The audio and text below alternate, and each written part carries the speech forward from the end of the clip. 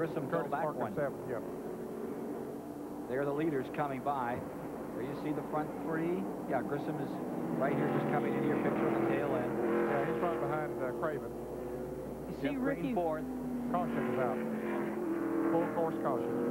Go ahead, Kenny. I'm sorry. You notice Ricky Craven is continuously putting his hand out the window there. It must be extremely hot in his car. I've been noticing this through the day. All the drivers taking time to, you know, put their hand out the window and get a little bit more air. Now this is the reason for the caution. Car stalled on the tracks. 12 laps to go, Ned. What's this going to do with this caution out here? Well, it just bunches them up one more time, but I still think that LABONTE's got them covered. LABONTE little up in front. McLaughlin, he's been giving it his all in third and showing a full course caution. And a sprint to the finish to decide the Watkins Glen 200 live on CBS this afternoon. I know there really is something about being a soldier. It started the moment I got here. The word... Seeing car number 53, Clark's car, up on the hook and going away. Let's check the attrition right here, Ned, on some of those that have been misfortunate. Yes, there's been a good bit of attrition. Kelly Moore went out early with rear end problems. Dirk Stevens had a clutch problem. Dale Shaw with an engine problem. Patty MOISE saw her crash. Jeremy Mayfield and Jeff Purvis had engine problems. Jason Keller went out. He had an engine problem as well. Jim Bowen had a handling problem. Davey Green, he had an engine problem, and so has Victor Sifton. Tommy Houston, of course, crashed, and Johnny Rumley, transmission, and Jimmy Spencer, the most recent to go out with a crash. And we wonder about that 53 car there, too, is out with a crash. Now let's go to Mike Choi. I'm with Jeff Hensley. This is the best car they've ever had here. His car sponsor is the race sponsor. You're in 7th place with a rookie driver, but he's burned up. What do you do? He's well done. I tell you, I just asked him while ago on the radio, did he think stickers would help him? He said he didn't think it would because he's just... we broke a header, we went off course, and we broke a pipe, and I mean, he's just like a baked potato in there. But we've run really good, and he's doing a heck of a job for us. But the Lysol Pontiac, we got a really good car, and you know, hopefully we can get a top 5 out of it. But we're going to need some brakes here. But it's only about 10 laps to go, so maybe he can make it. Well, they have a relief driver standing by, the fellow who drove this car last year, Jim Bowen. How's it feel when your car falls out of the race and they said, would you come over here? Our driver's burned up. Well, at least their car's still running, you know. I know you toast one driver, of course you want to toast another. You got to make it as complete a meal as you can. But Curtis is doing a heck of a job, and I'm sure now with 10 laps to go, his will's going to overcome his pain. He'll get it done. Doesn't hurt as much when you're running under green than when you're just riding here under yellow, folks. There's going to be a lot of toasted and roasted race drivers on the end of this one. 10 laps to the finish. The emotions are high. You're hot. It's pressure. It's like a war with... And here they come, 19 strong, 19 cars in the lead lap, under 10 remaining, under 10 laps to go to decide the Watkins Glen 200 here on CBS. And as they line up, we'll have Terry LABONTE first, Chad Little second, McLaughlin third, Jeff Green fourth, Ricky Craven fifth, Steve Grissom sixth, Curtis Markham seventh, Leitzinger eighth, Fuller ninth, Sadler 10th, Parsons, Kevin LePage 12th, Ashton Lewis, Bobby Donner 14th, Rodney Combs 15th, Johnny Benson, Larry Pearson 17th, Bobby Dragon 18th, and Tracy Leslie 19th as they come to the flag. 1 lap down, Fidoa in 20th position. Get ready, this is for it. Even though Tracy Leslie has been running on about 6 or 7 cylinders, but as a result of the cautions, he's been able to stay on the lead lap. Fuller makes a move to the inside. The rookie in the blue number 47 charges beneath Leitzinger. A crash for the finish.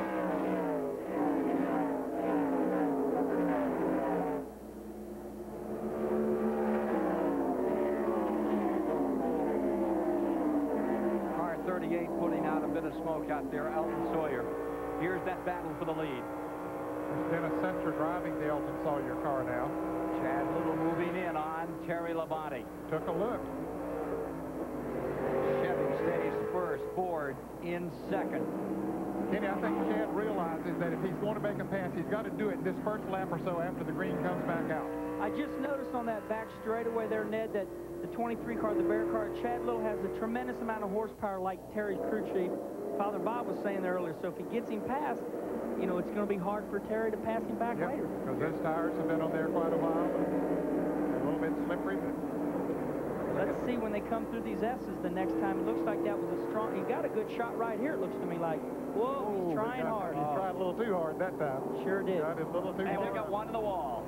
That looks like Lightsinger. It is, indeed. Comes back out. Mike? Terry Labonte reports he may have a tire going down, Ken. They quickly reached around for air wrenches here in the Labonte pit. Also, Dennis Setzer is in. He had a right back out. And Larry Pearson is on pit road. Terry Labonte pulls away. Chad Little trying to close. Trying to use whatever horsepower he has to haul in Labonte. I think Pearson has a flat tire. He went off on that final corner.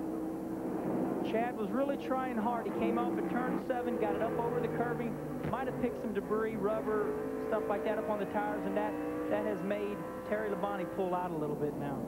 And Mike? And we'll see if he does have a tire going down. He'll be able to, if Labonte does have a tire going down, then Little will be able to move back up closer. Terry is sort of tiptoeing through the corners here right now. Let's go to Mike Joyce. Ned, when he radioed in, he said, I think I have a tire going down. And then after he ran a couple of corners, he realized it was rubber buildup on the tires from rolling around slowly under caution, just picking up some rubber on them. He says now the car is fine. You can see some of that rubber he's talking about just outside of that white line as they come off of turn 7 up through there. But sometimes you get some of that, especially during the caution laps you run around, you pick up a lot of that, and it takes a lap or two to burn it off. Dick Berggren. Strategy down here in Little's pit was to kind of be conservative and keep the 14 car Labonte inside until they got toward the tail end. And Garrett Cogswell, the crew chief, said when we get around 6, 7, 8 laps, if we're not leading, he's just going to start abusing that car. Well, we're getting to that point right now. Sure are. Well, Chad Little wants to win this race, and I would want him to win it too if I'm the crew chief, but if he can't get it done, second is going to be a good spot today.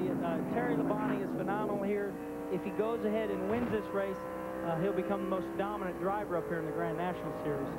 And, of course, for Chad Little, to give him a good opportunity to move up to gain some points on Johnny Benson, who, as a result of the spin out up there, he's running back in 14th position now. 76 of the 82 laps. Mrs. Little. Donna looking on as Chad continues to work in that second spot. And Mike McLaughlin, one of those breakthrough winners this year. They've had 3 in Grand National Racing. McLaughlin taking that big win at Dover, Delaware. Still lies third. He's hung on to that tenaciously through this battle. Chad Little, he broke through, winning that first race at Daytona. Fidoal winning at Nazareth.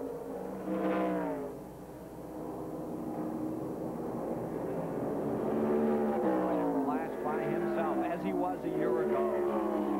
There were 2 classes 1 year back on this track. One of them was this man, Terry Labonte, who a year ago had started in 21st position and come through to win it and roll through the field. Today put it on the point. Time's running out. If Chad Little has anything else to throw at him, he better get ready.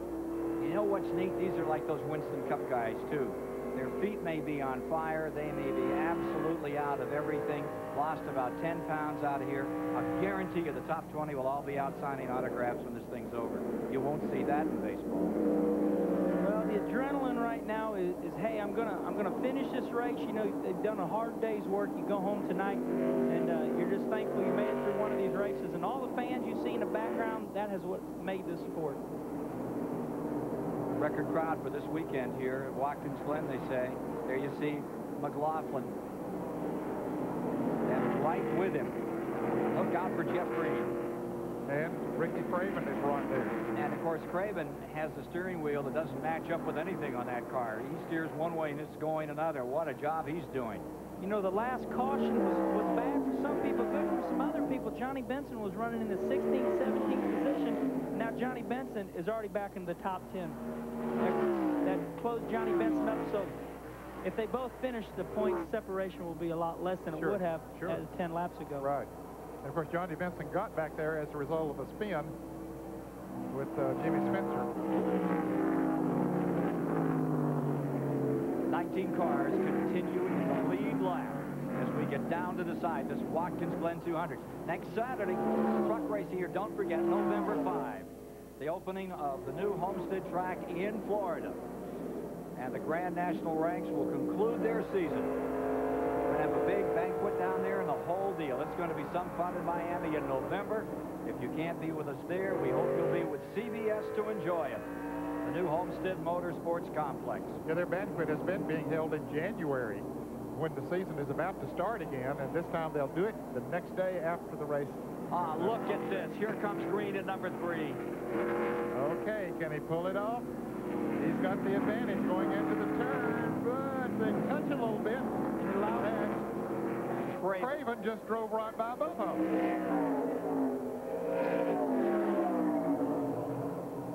I tell you, that showed me a lot of manners. They could have taken each other right out into the clover.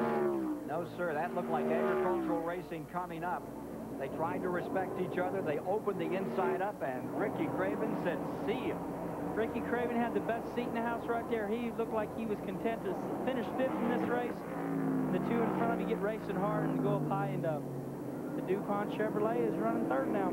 There won't be anything left of Craven. We are hearing that he is suffering from heat prostration out there, still firing this car up. He got the car banged up a little, changed the steering on it. He's really working hard, and he's given it everything he's got. There was a great article about him recently that Bones wrote about how he has so much desire. If you measure it by desire, this is a Winston Cup champion of the future Grand National. He finished twice the last 2 years.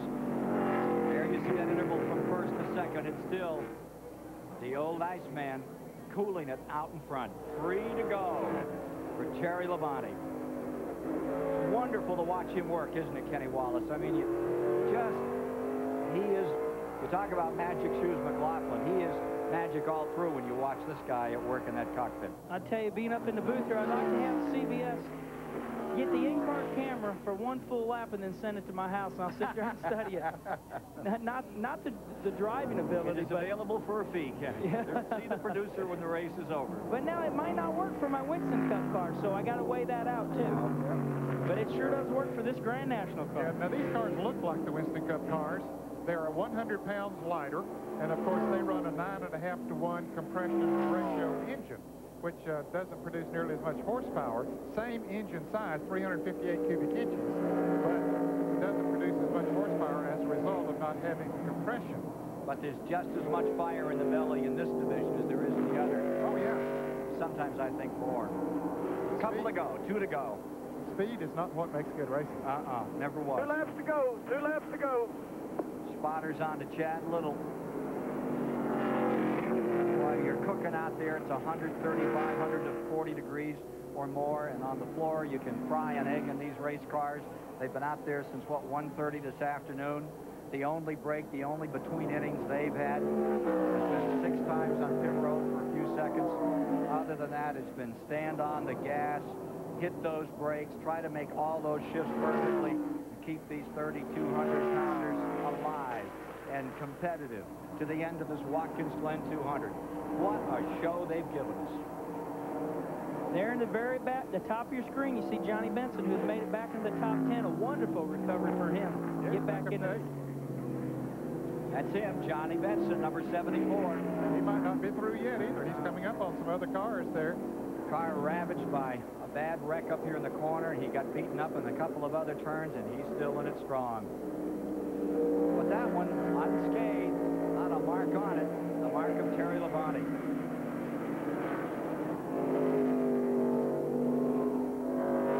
White flag. Yes, indeed. Ready to get this one decided, folks. Terry Labonte, who loves to road race. Leading Chad Little. Grew up on those, and you could see him get a handful and a second one there. Came down through that first corner. Terry Labonte running this one out. Well, this is the first time that a lot of these Grand National regulars have run what we call rear anti-sway bars, so you can bet when everybody goes back to the shop now, the rear sway bars will become the thing for the Grand National Series on-road racing. This marks the first time for the V8 engines, rear sway bars, and more up-to-date things on the Grand National cars, so they just keep growing by leaps and bounds. And there's still 19 cars on the lead lap. Well, I think that's what's bringing the crowds, is there's so many cars and everybody just giving everything they've got out here to decide these races.